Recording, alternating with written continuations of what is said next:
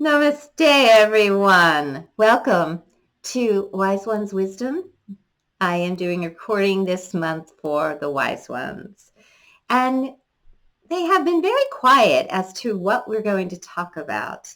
I just got a clue of service in America.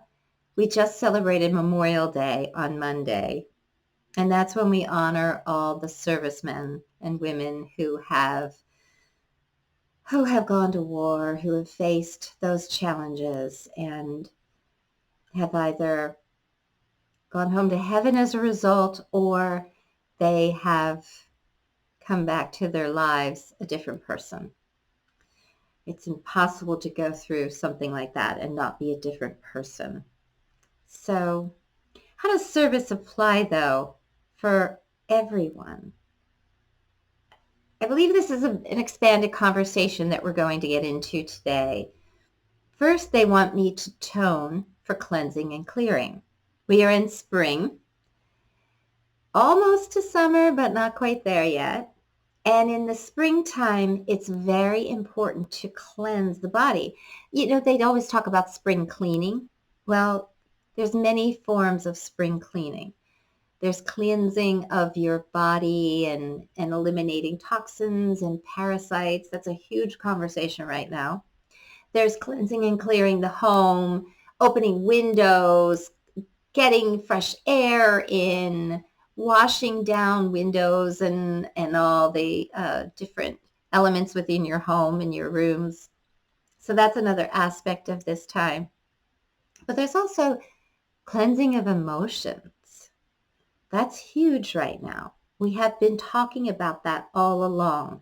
And the whole concept where we're in that galactic alignment, that everything's starting to click into place. And it's almost like a lock system, like a canal, where you get your boat into one lock, and then the water is brought in to move you to the next lock, and so on and so forth.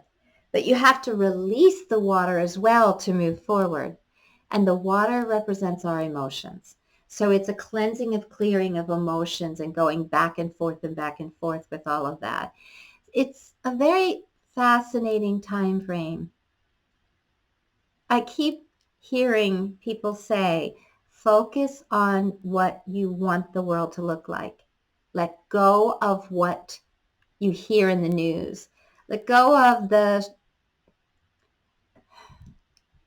what's the best way to say this? Let go of the show that's going on.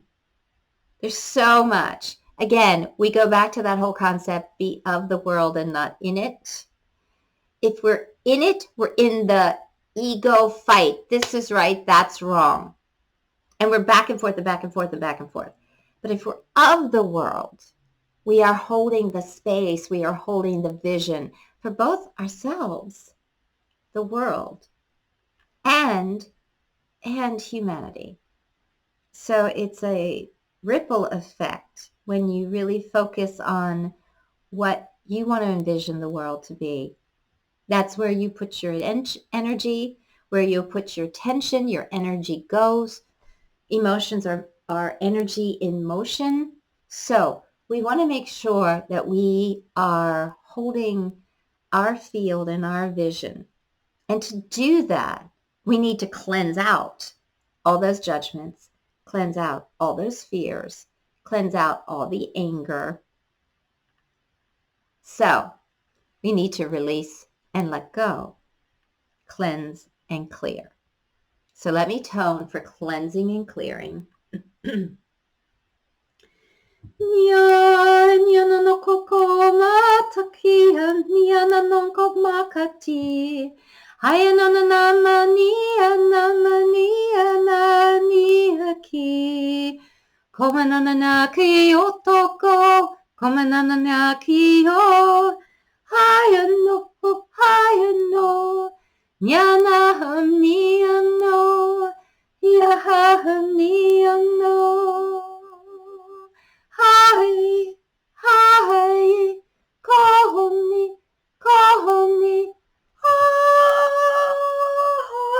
yoni nano,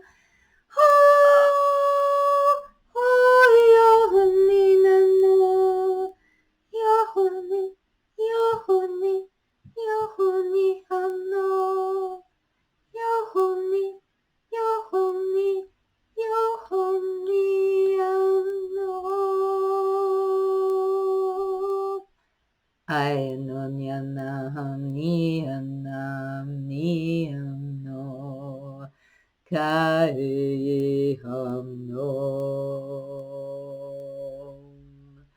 Hai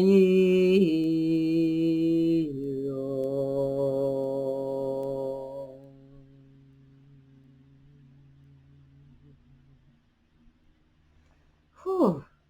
Okay. We were letting go of a lot of things there. So, all right. With that, we are going to bring forth the wise ones. Hello, everyone. Namaste to all. We are excited to be back. We are excited to be back. Yes.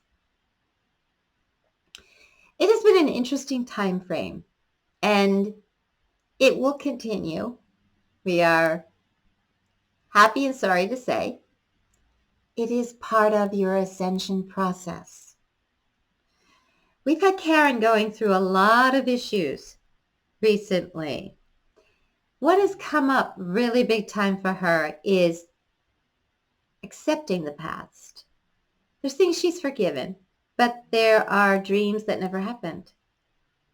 And she has been working through why, and the whys never work out. Like, why didn't it happen? There is no answer there. You're not going to find that answer. And when you question why, you're in a victim to your life. The most important thing to release right now is victimhood. Really. There's a theory out there that you create everything in your world. Karen's answer to that is bullshit. Or she goes to bullcrappy. So the people in Auschwitz and the people who were murdered and tortured in those camps, they asked for that? Seriously? Jesus asked to have his skin lashed to the point where it flew off and thorns smashed into his head and his hands and feet nailed to a cross. He asked for that. The people in China who study forbearance and tolerance and compassion, the Falun Gong practitioners who are being jailed, tortured, murdered, made into slaves, and killed for their organs, asked for that. Children who are trafficked and raped and tortured and beaten every day, asked for that. We want to give you a different perspective. You came into a world of duality. There's good and evil. There's light and dark. There are opposites of everything. And you walk down that road and life happens. Good and evil play all around you all day long. You have energy void of love and you have energy that's love. And what are you getting at the moment? Now, there are multiple ways to look at this. And one of the things that you can really look at in your lives is who you choose to become as a result of those challenges in your life. Because clearly, if Karen had gotten to choose in her life, it would look completely different. She'd have a family, she'd have children, she'd have grandchildren by now. How many of you had a dream that never came true? And then there's the people who were thrown into a prison camp and all of their dreams disappeared. Some of them never came out. There are children who go about their lives and all of a sudden there's a draft and they're in a war. Or with the situation with ISIS and Hamas, where you're walking down the street and you're kidnapped.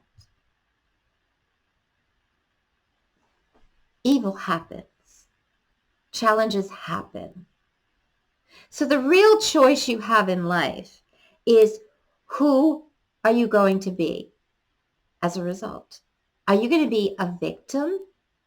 Or are you going to be a victor who was victimized? And a victor takes those situations, takes the past. Anything that didn't happen, anything that you didn't like, any trauma you experienced, and you have all experienced that. That's the human condition. We're sorry to say, but that's duality, the human condition. And who you become as a result is the power. And that's what Karen's doing with her book, and all of you can do.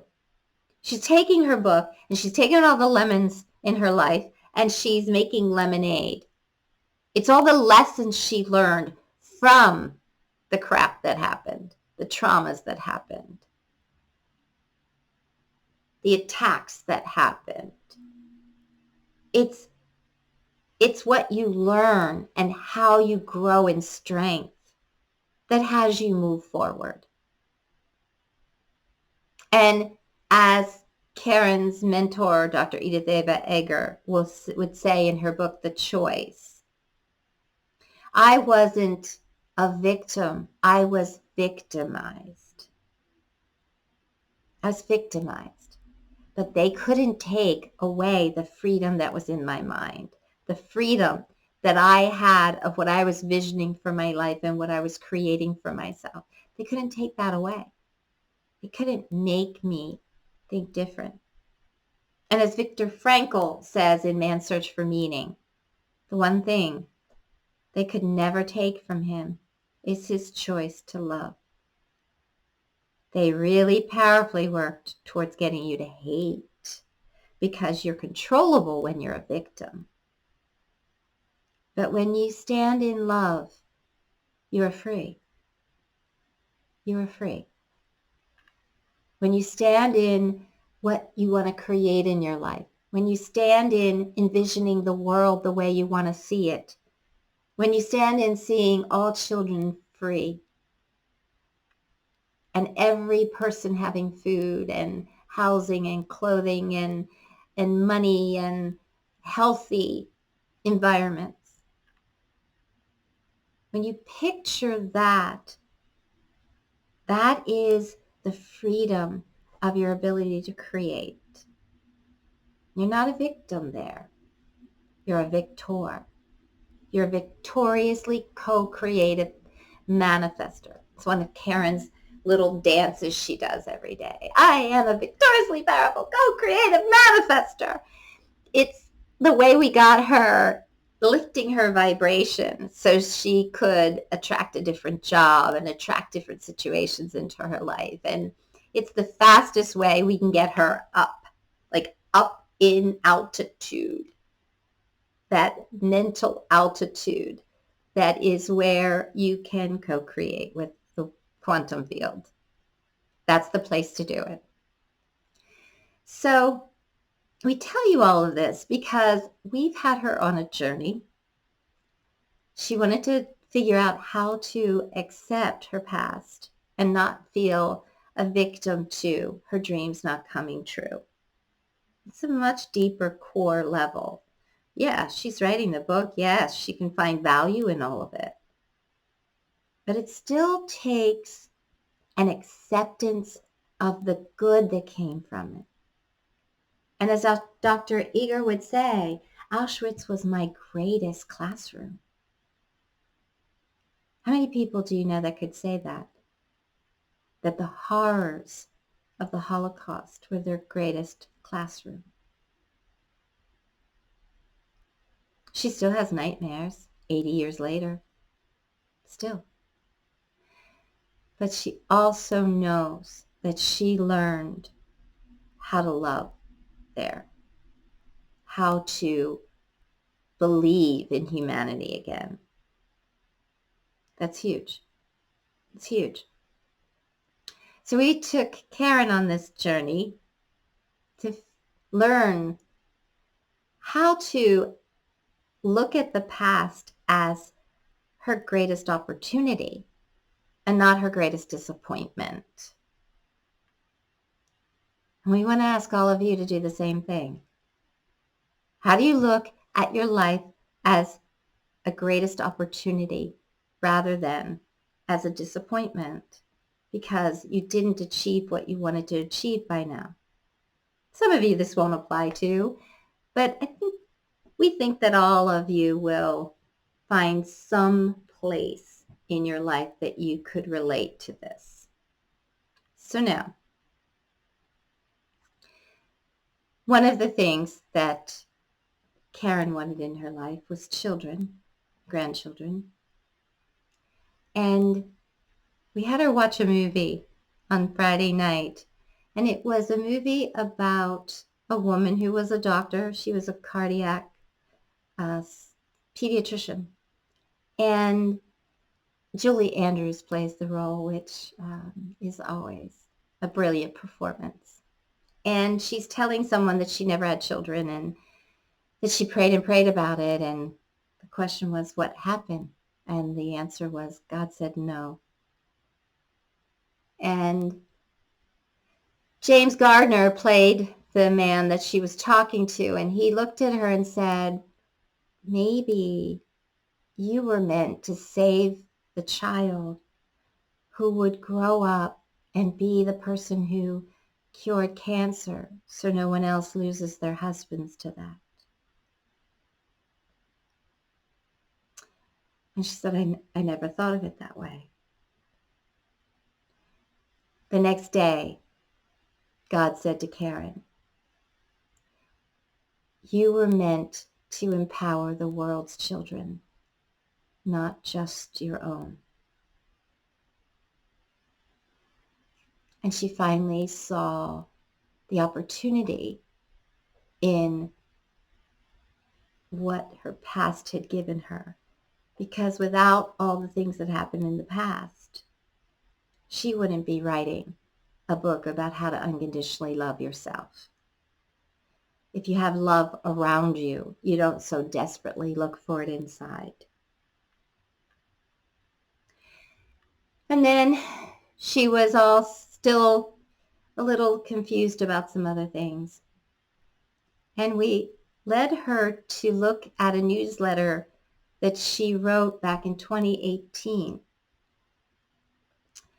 And it was called Cinderella.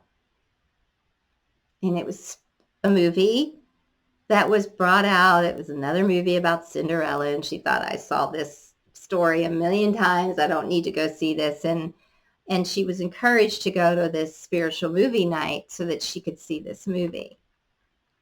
And in this movie, her name was Ella. And when her father died and the wicked stepmother made her sleep in the attic with no heat, she was so cold one night, she went and slept in the kitchen and was found the next morning with cinders all over her face from the fire that she was sleeping by. So the stepsisters laughed and called her Cinderella from that day forward. And when she meets the prince for the first time and he asks her name, she won't tell him because she doesn't want to own that name. But fast forward to after the ball, and he's looking for the woman whose slipper he found. And they have her locked in the attic so that she can't see him. And it turns out that she starts to sing. She starts to sing, which you know Karen can relate to. And in order to, the prince hears the voice and says, who is that? And they're like, oh, that's nobody. It's wind. And they're like, no, that's someone singing. And they force them to open the door. And he sends a guard up to open the door and find out. And she comes down the steps all in ragged clothes and her hair a mess and cinders on her face. And she looks in the mirror in the hallway and says, well, let's see if you'll accept all of me. Which goes back to who you are and who you are not.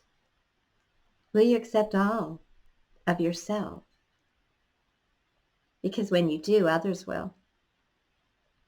She walks down into the living room where the prince is, and she puts out her hand and says, "Hi, I'm Cinderella." And at first I was really upset. Karen speaking. I was upset that she did that. I was like, "What do you mean? Your name's not Cinderella. That was the nasty name that was given to you." And the person running the spiritual cinema group said, but she was owning. She was owning her past. She was owning the trauma. She was owning how she had grown. And I came home and I wrote this newsletter the next day because I was so in awe of this. And as I was writing this newsletter, what came out that God inserted is that we have all been annealed in our lives. And that annealing that Ella went through was what made her strong enough to become a queen. And what God pointed out to me is the annealing that you've had in your life is what made you strong enough to be a multiversal shaman and a self-empowerment coach. Without all of those events that happened, those opportunities, that classroom your life became, you wouldn't be strong enough to do the work that you're doing.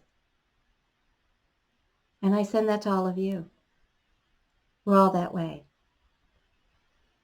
Now, let me explain to you before I bring the wise ones back what annealing is. If any of you saw the Pirates of the Caribbean, if you remember when they were making the sword, you stick the sword into the hot metal, you pull it out, and then you pound it. And you pound it and you pound it and you pound it, and that refines it and makes it stronger and stronger and stronger. And then you stick it in again and you pound and pound and pound it. And the best swords are the ones that are annealed over and over and over and over and over to get the metals, to get everything as strong as that it can be. So, wise ones, take it away. So, how have you been annealed in your life? What in your past was your annealing? What was an opportunity, a classroom? And the strongest opportunities were the ones that were the most painful. Unfortunately, humans grow the most from pain. We're sorry. We're sorry that you went through any of it. We're not saying that it was right to go through it. We're not saying you deserved it at all. In Karen's words, shit happens. Bullcrap happens. But who did you become as a result? Because that gave you the strength to be who you are today. That gave you the strength to learn to love who you are and who you are not.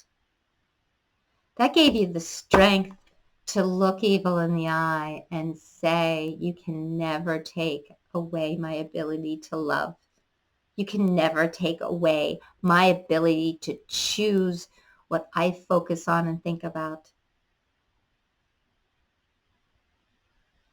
Those Holocaust survivors survived because in their dreams they feasted on food. They feasted on warmth. They felt the sun around them. They became powerful, co-creative manifestors because that's how they survived. And it is in those survival skills that you become the victor, not the victim.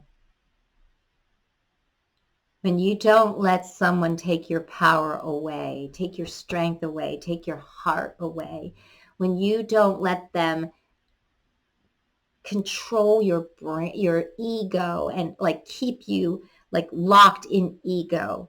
When you let that go and you are in the world, you're of the world, you're in your heart, you're co-creating with the universe. You are standing in victor mode. Co-creative, victoriously powerful manifestors. And that's where your power is. And that's what you can do about your entire past, everything that's ever happened to you. Again, we are not saying that perpetrators are right to perpetrate people. No way. We will never say that to you. But what do you do with that shit? What do you do with those attacks and those hurts and those pains?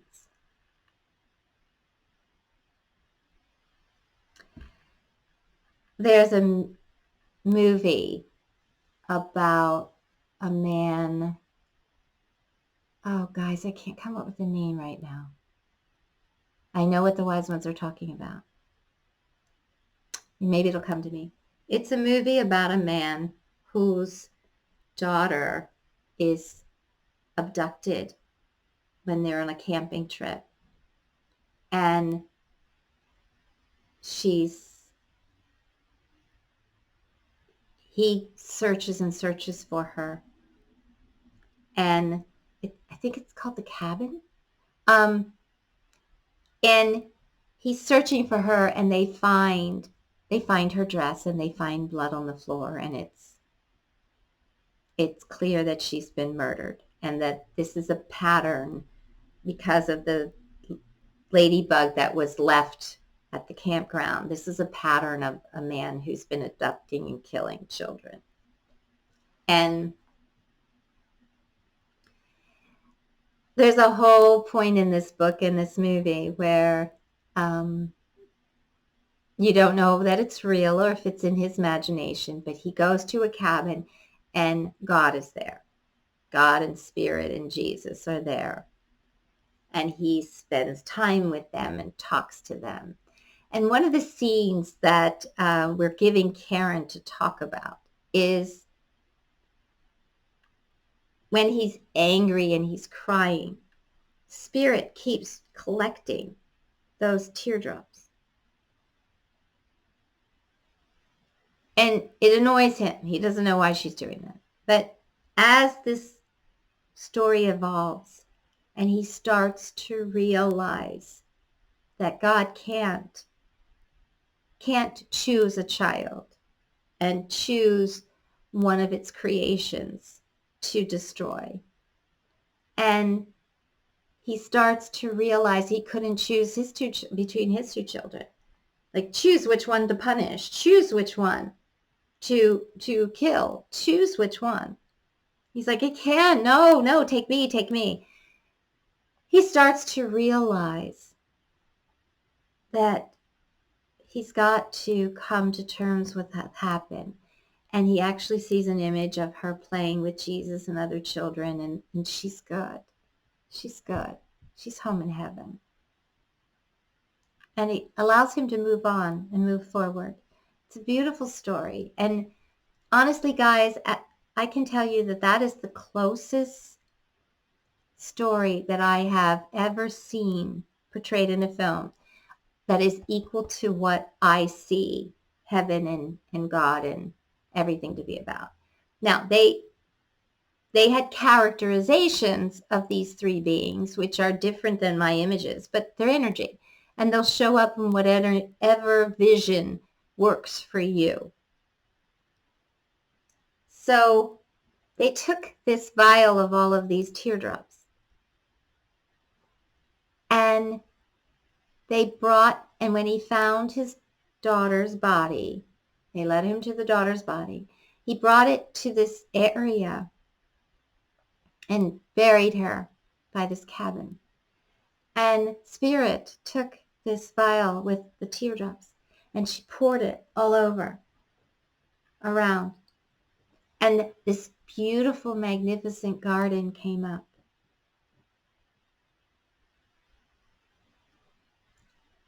And he said, what is this? And she said, this is the garden that grew from all of your pain. This is how much you've grown. And it will always be a garden of your growth and expansion. And what colors are here, what colors and what love you bring to those experiences.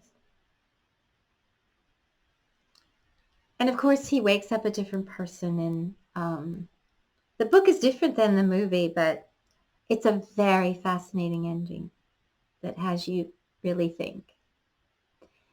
So the point being is, go ahead, wise ones.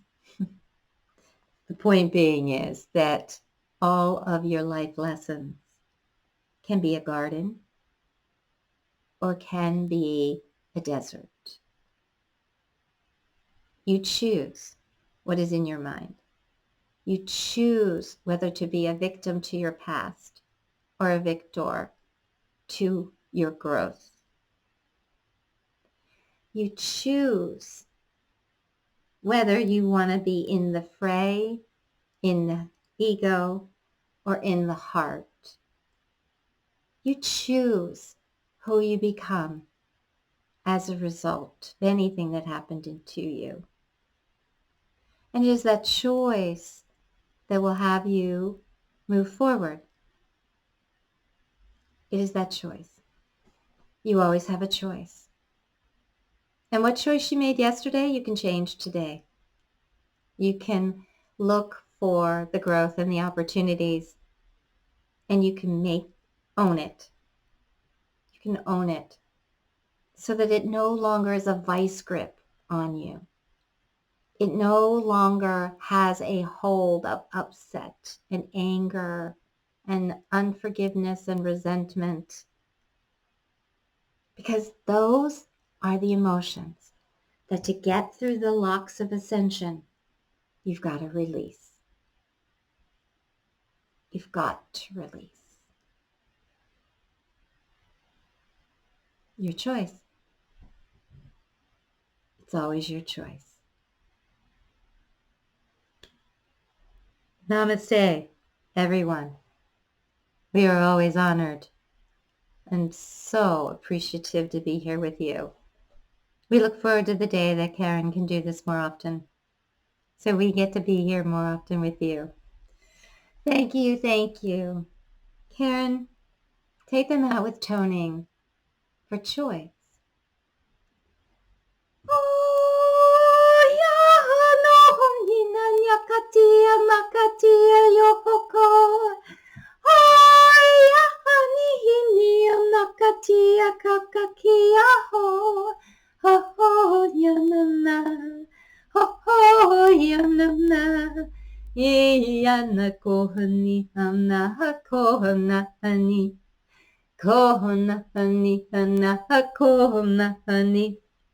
Yahokona, Yahokona, Yinamani hako, Yinamani hako, Hayano, Haniano, Haniano, Honi, Kayai, Ikayai, Ikayai, Iko, Oh, Hani, Hanko, Oh, Hani, Oh, Hani, Hiko, Kakatino, Kakatiano.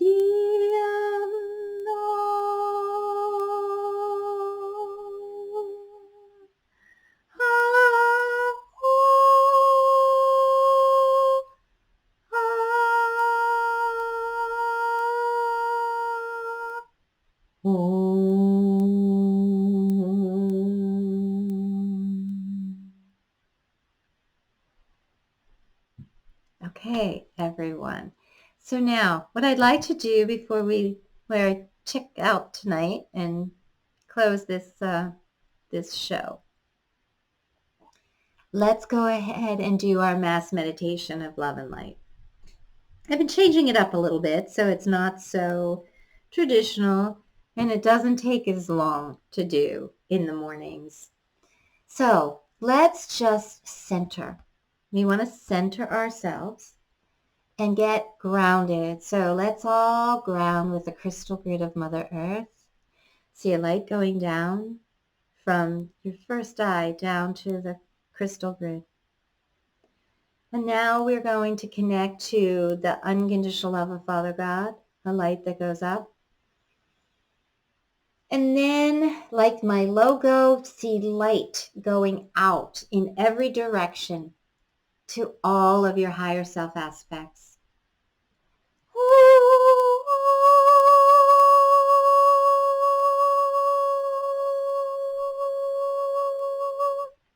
We are one, we are present, we are all that is. Standing in our I am that I am, infinite starlight radiance, radiating unconditional love to us, through us, from us, to us, through us, from us, to us, through us, from us, 24/7, 365.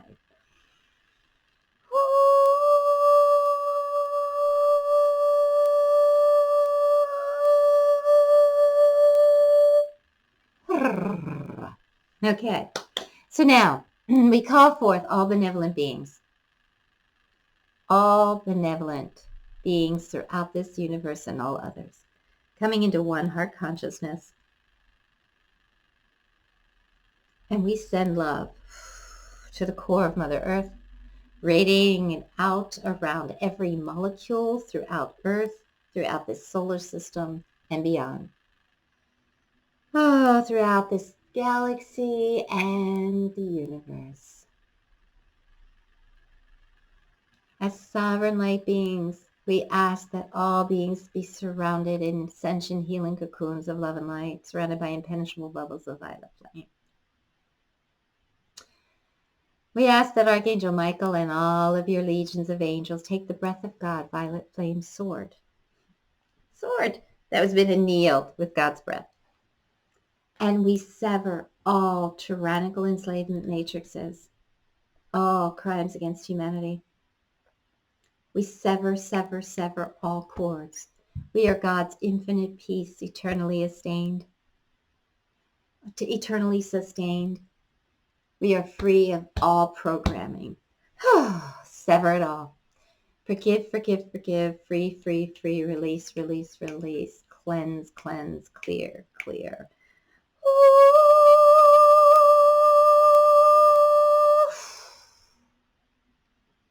We fill that with God's breath of God, the violet flame. We fill it with the light quash of food energy we pull into this dimension and send through the water, soil, and air that everybody breathes it, drinks it, eats it, to empower our golden age of fifth dimensional energy. We transmute all of this energy, and we ask that anything that all the beings are doing in the service of love and light expands exponentially, and all that's being done to harm instantly implodes on itself. We ask that all beings that are hurting be surrounded in biofilms of unconditional love, healing energy, and angels' wings. As sovereign light beings, we intend to demand and declare that all lies are exposed and crimes against humanity are held accountable. Perpetrators give back, repent, repay. Money goes back to the people, or we send them back to their light's origination point energy and they start over to learn love. We demand that all beings have healthy water, healthy soil, healthy air, that Gaia has solutions to cleanse and clear her beautiful essence that she gives us as our mother. And we ask that everyone has the opportunity to step into the golden age of ascension that we've been promised. We step into our oneness our grace, our acceptance, our joy, our happiness, our vibrant health, our vital energy.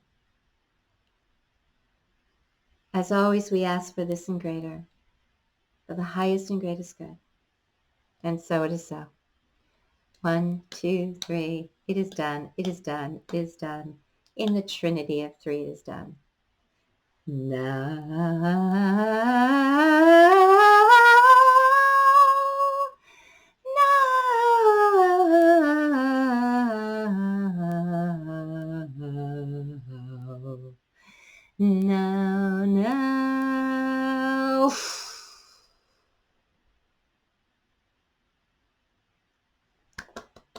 We did it, guys. Yay! Yay. I love that. It always feels so good. You can do that every morning, and you can shorten it even more than that. It makes a difference. It really makes a difference. And most importantly, when I do that, and if I get into the judgments, anger about the world, and I go back to I am one with the unconditional, all-encompassing, loving light of all that is, standing in my I am that I am, infinite starlight radiance. If I get back to that, it's kind of like, whoomph, I get back to being of the world. I get back out of in the world, and I'm just co-creating again. I'm back to victoriously powerful co-creative manifester. I can get back there really quick. So I hope these tools work for you. If you've got something that works, use it. Use it. Run with it.